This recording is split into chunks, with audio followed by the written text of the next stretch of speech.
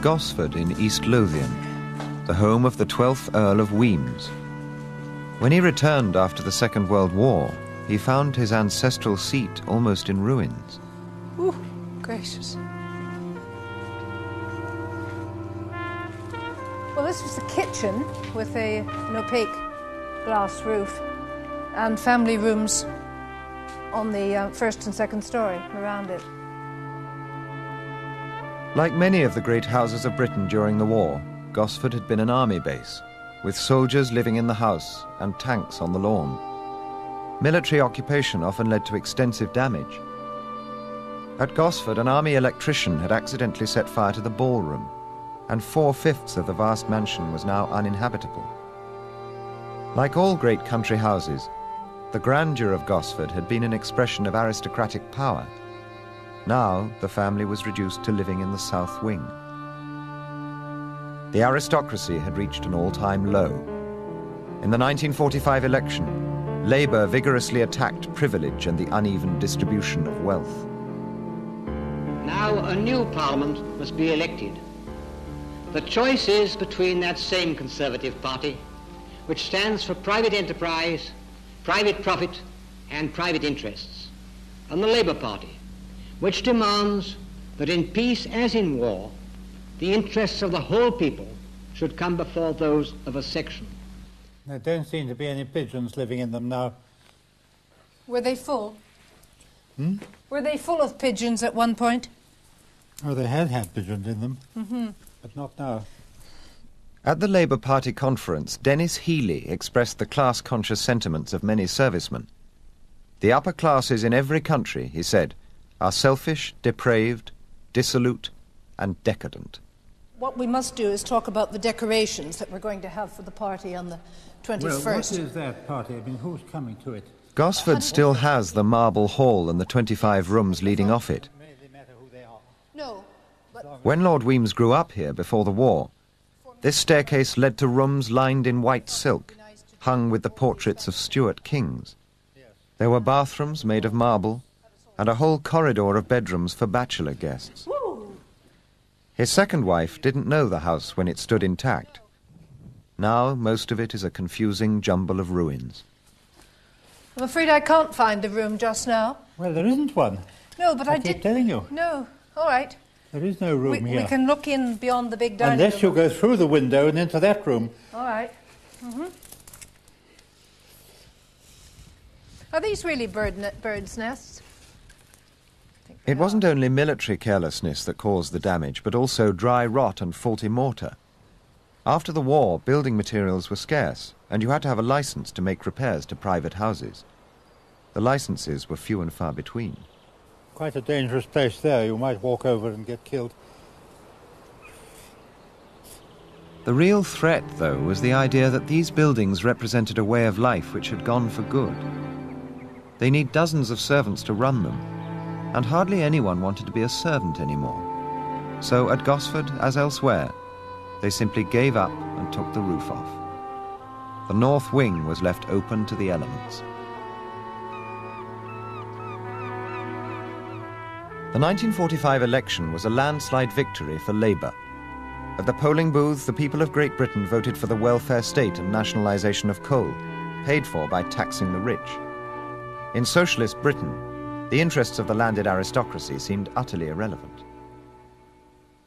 Hugh Edward Conway Seymour, 8th Marquess of Hertford, Earl of Yarmouth, Viscount Beauchamp, Lord Conway, Baron Conway of Ragley and Baron Conway of Killalter, grew up at Ragley in Worcestershire.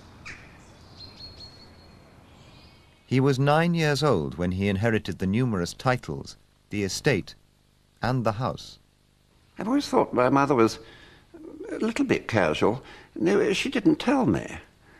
I was lying in bed with some nasal problem of some sort at my prep school, Ludgrove, and reading, I think it was a daily sketch. I saw a tiny headline saying Boy of 9, and because I was 9 years old myself, I looked to see what Boy of 9 had done. To my complete astonishment, I read that Hugh Edward Conway Seymour had become the 8th Marquess of Hertford on the death of his uncle. And I really did wonder for a moment if there could be some other little boy of 9, also called Hoi Polloi. And then I thought, no, that can't be. But I didn't even know I had an uncle called Lord Hertford. Because the new Lord Hertford was only a child, trustees were appointed to run Ragley on his behalf. During the war, they made the house available to the Red Cross as a hospital for wounded soldiers. It only made Ragley all the more exciting for the young Lord Hertford. Oh, it's wonderful. It's a wonderful house for children. And of course, during the war, when the house was a hospital, although this film was rather out of bounds because it had 50 beds in it, I always had partners for tennis because it was a convalescent hospital, and so there were always a few patients who were ready, able and willing to play tennis with me. In 1946, the hospital closed and the Red Cross said goodbye to Ragley, leaving the house back in the care of the family. The Red Cross had paid for the central heating, and my mother then decided we couldn't afford the central heating. I don't know if we really couldn't or not. But the winter of 1947 was bitterly cold, and we had no heating at all. We just had rather small log fires. When Lord Hertford was 17, his mother and the trustees decided that it was no longer practical to live at Ragley, and that the family should move out. My mother moved to a farmhouse, only about a mile from here. A farmhouse on the estate, you know. I did hate it. Horace Walpole, for instance, who fits quite nicely over the fireplace there, in the farmhouse dining room, he was floor to ceiling and looked ridiculous as a result. And so much of our furniture is quite big, and I never felt comfortable there. I really hated it, but it was more than that. It was, of course, an admission of defeat, as far as I was concerned. And I was absolutely determined to move back into this house as soon as possible.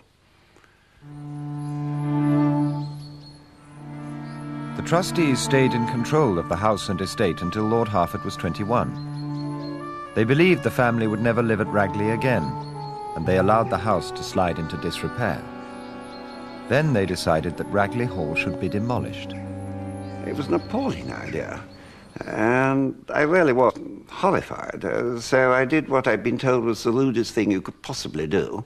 I sent all my trustees postcards in pencil, saying, I hope the subject of the demolition of Ragley will never again be mentioned. Hugh Hertford had prevented his trustees from demolishing Ragley, but he still had to find a way to keep the building standing. It was a problem faced by aristocrats across the country. In the introduction to Brideshead Revisited, Evelyn Waugh warned that the ancestral seats of Britain were doomed to decay and spoliation like the monasteries in the 16th century. But when some aristocrats started demolishing their ancestral seats because they could no longer afford to keep them up, the National Trust became concerned and launched a scheme to help preserve them. Unless something is done to preserve these beautiful old country houses and gardens, in a generation, half of them will be in ruins through taxation and death duties. James Lees Milne had the job of visiting and assessing the threatened mansions for the National Trust. When the Trust took on a house, it wanted the family to continue to live there. I have been accused lately of fostering the interests of the landed gentry at the expense of the poor public. Well, of course, that's absolute piffle. We didn't think that at all. But we knew that unless we were nice to the owners, in other words, could give them some assurance that they could go on living in the houses or part of the houses, we wouldn't get them at all. James Lees Milne kept a diary of his experiences, including a visit by bicycle to Lord and Lady Berwick at Attingham Hall. I turned smartly left under an imposing archway off the main Wellington Road. But when the great house hove into sight, a moment of apprehension assailed me. Would Lord and Lady Berwick be very formidable? What would they think of an official from London arriving on a two-wheeler? Lord and Lady Berwick were surprisingly unreserved in explaining that in spite of a large estate, the house was a cruel burden to them. But it had to be preserved at all costs, however onerous, and the marvellous contents kept intact. They were very hard up, and the place was in a pretty bad way. They were rather desperate, I think, and the trust was a help to them. But the trust could not help every impoverished aristocrat who turned to them. The Earl of Stradbroke failed to persuade them to help him with Henham Hall in Suffolk. The trust could only take on properties which came with a substantial endowment and were of real architectural importance. Very often I would go, sometimes a long journey to Northumberland or outer part of the country, furthest parts, and even have to stay a night or two to discuss the future of this house. And I might see going up the drive that it clearly wasn't a very important house. So I had to pretend. And I never would say to them, I'm afraid this house is no good. I never did that, even if they asked me. Tuesday, 9th of July, 1946. Reached Wolseley Hall at 3. This place, the property of Sir Edric Wolseley, has belonged to his family since the Conquest. House has a very fine Charles II staircase, but is much altered since first erected. In all other respects, the house is a poor specimen. Grounds and park likewise indifferent, whole place disintegrating. Sir Edric's grandson, Sir Charles Wolseley, now walks his dog where Wolseley Hall once stood. The National Trust weren't in the least interested. James Lee's